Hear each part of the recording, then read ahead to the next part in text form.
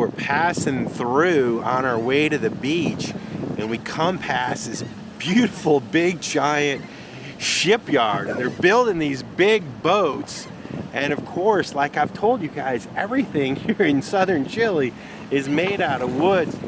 And anywhere that has this many fishing boats surely must make boats, and that is the case here. And you can see in this boatyard they make all the boats out of wood. So they have these big wooden beams here, and hola, you can see they're starting. Hola, wow, muchos trabajando, no? And so you can see they just have big chunks of wood right here.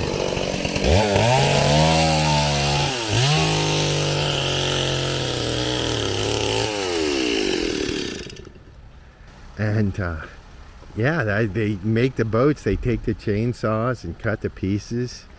And right here, I'll show you up here, they got some big logs. But these big giant boats are made out of wood. I would think it's very heavy. But some of these are pretty big, as you can see back in here. And you can see the piles of wood here. And this is what they're using to make the boats, for the most part. You can see one that's a little further along. It does look like they do fiberglass it somewhat. Bondo it, stucco it, whatever.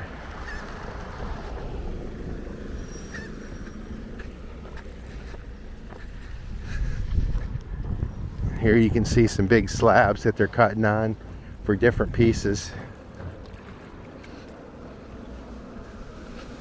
We've noticed there's a lot of memorials around here for the fishermen and for the fishing industry. I'm not sure if these are memorials or some kind of art from stuff that's maybe floated up on the beach or whatever. So I talked to some of the workers over here who are building the boats, and they told me it takes about a year to build each of these boats. And the guy I spoke with, he's been building these boats for 36 years. So I guess that means he's probably built 30 or so boats. But in any event, the cost, he said, is 150 millones pesos Chilean. I don't know if that equates to about $150,000. I'm gonna do the math and try to figure it out. But anyway, it's pretty cool how these things are made.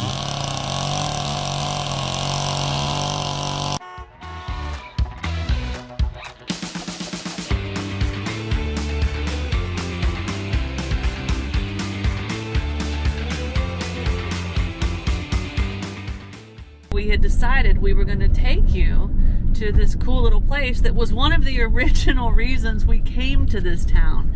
There is a museum here. This is a fishing village now, no doubt about it. That is what drives the economy in this town of Lebu. But in the past, it was a coal mining area, and it was a mining town. And there is a really cool, small, little privately run museum here in this town about the history of coal mining in Chile, and specifically in this region. And we were excited to go walk through it and show it to you. And it is time for us to finally leave this town. It is a Monday, and we drive by, and what does the sign say, Curt? Cerrado. Cerrado. Open Tuesday through Saturday or it's something. Tuesday to Sunday, so the only day of the week they're closed is Monday, and we dropped the ball big time on that. But don't worry, there is some more mining culture up the road, and hopefully we can get you to that.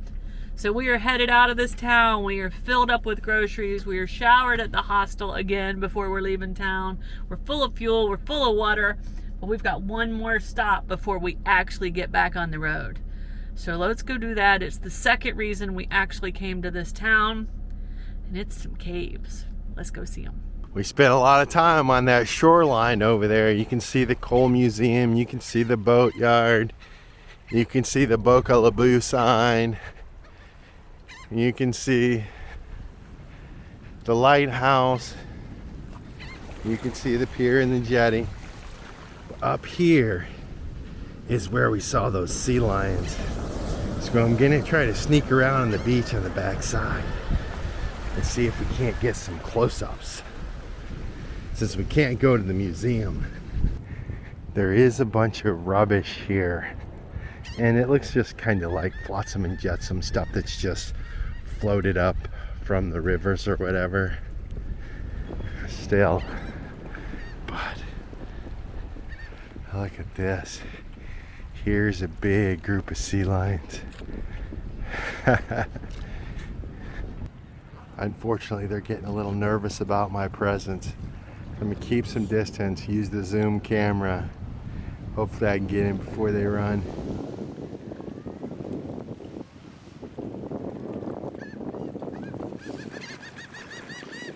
So these sea lions are just ferocious. They're snoring, snotting creatures. And they lounge around on each other. They put their head up in the air to get some sun, and all of a sudden they just wake up snorting, maybe want to fight each other. But they are absolutely huge. Look at them. There's about 30 of them here. It is amazing to watch these giant creatures here in the wild. You said let's jump on the bus and take a ride downtown. Well, I don't know about that, but can you help me first to get these boxes down? Well, I don't know about that. We have the whole day now just to ourselves, so we can clean the house or clear out some shelves. You said whichever you feel like doing first. I said, well, I don't know about that, 'cause it's my lazy day, just wanna lazy away. Ain't gonna do a thing for the rest of the day. You can try to seduce me, make me wanna play. I don't know about that. I don't know about that. Let's call some friends over for a game of poker or so. Well, I don't know about that. Or should I turn on the TV or the radio? Well, I don't know about that. There's a whole list full of all the things we can do, but I want to do none, wish that you did too. So you can just keep trying and I'll just keep saying I don't know about that, 'cause it's my lazy day, just wanna lazy away. Ain't gonna do a thing for the rest of the day. You can try to seduce me, make me wanna play. I don't know about that. I don't know about that. I don't know about that.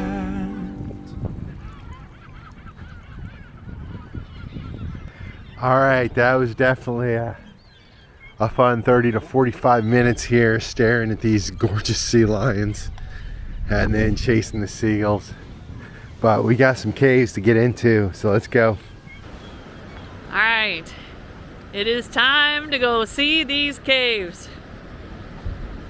You know we like caves. Let's go splunking! So there's a few stories that go with these caves. The first being really old one, and kind of a pirate type legend thing. Back in 1818, a guy came here, had a group of bandits, just kind of wreaked havoc on all the haciendas. And finally the army of the time got him cornered and he knew it was time to go. And legend has it that he buried he hid all of his gold and silver bounty that he'd been stealing from the haciendas in a natural cavern near the mouth of the Lebu River. So that's one of these caves. Some of the other caves, were formed a little bit with erosion, but also for mining. So some are gonna look a little more man-made, and some are gonna look more natural, like from the erosion. But apparently, there was some gold and silver hid here back in the 1800s. So cool stories like that always make for a better adventure. All right, we're approaching another big group of caves, and on the cliff face, it looks like it's covered in bromeliads.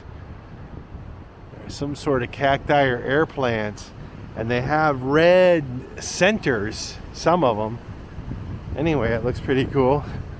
But there is a lot of little caves scattered along here, and I think, as probably you guys have figured out by the fact that there's a mining museum here, that mining was a pretty big thing.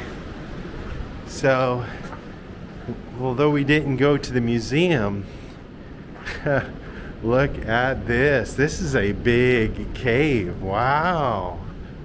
We saw the equipment there and the little trains and things like that they would have used to excavate a place like this. Oh, wow. So it's like 15 degrees cooler over here. It is. It got cold. Do you feel the wind blowing through that thing? Yeah. Well, as soon as we got close to this rock, I don't know what happened, but it did. It got colder.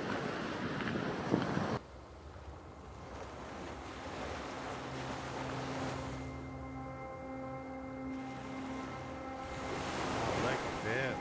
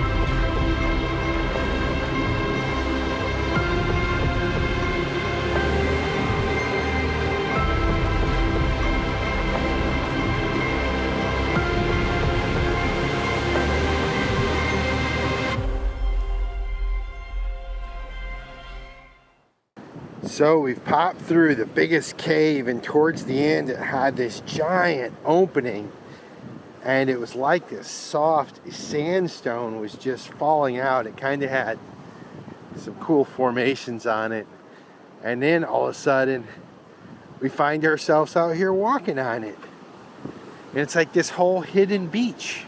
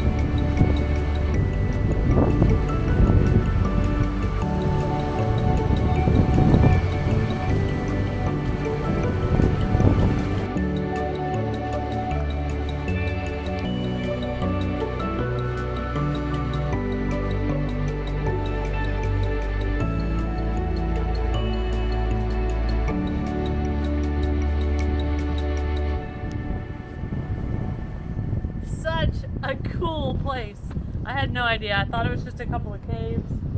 I didn't know it was gonna be like a rock playground. One last thing we need to do before we leave this beautiful spot on the planet, Labu, and that is climb up on this cliffside. We're gonna make quick work of it, but as we go up here, I want to show you these little plants I told you about earlier. You can see the sort of how some of them have red centers. They almost look like pineapple plants, really.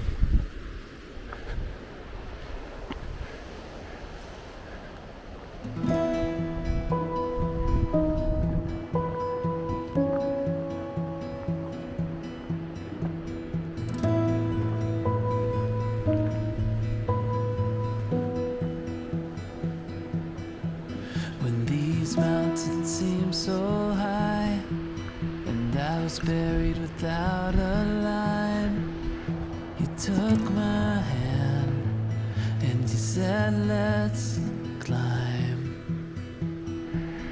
When my world is in disarray, and I'm drenched by the wreck of my day, one word from you, and the clouds fade.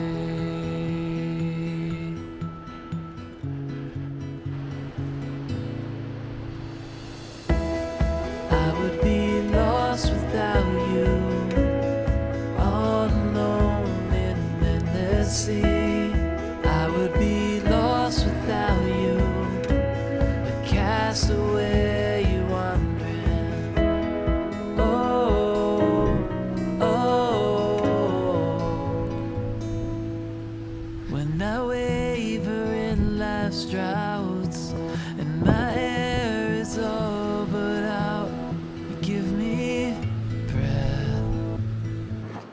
So I ended up going all the way up there to the top, to the summit.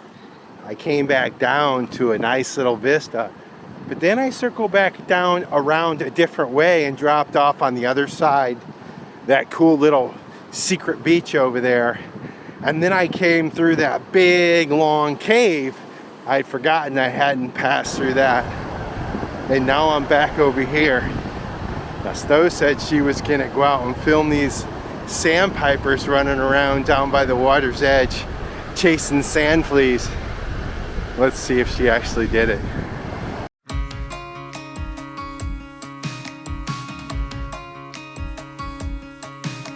Some will say there's no way. Keep the faith anyway. Strong, carry on. Do not look away.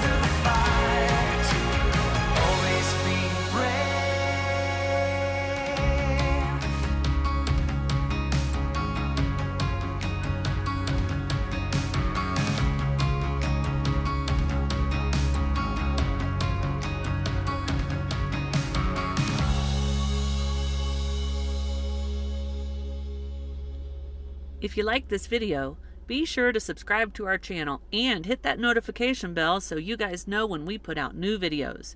And don't forget, you can always follow us over on Instagram to see what's going on in between videos. Cheers, guys!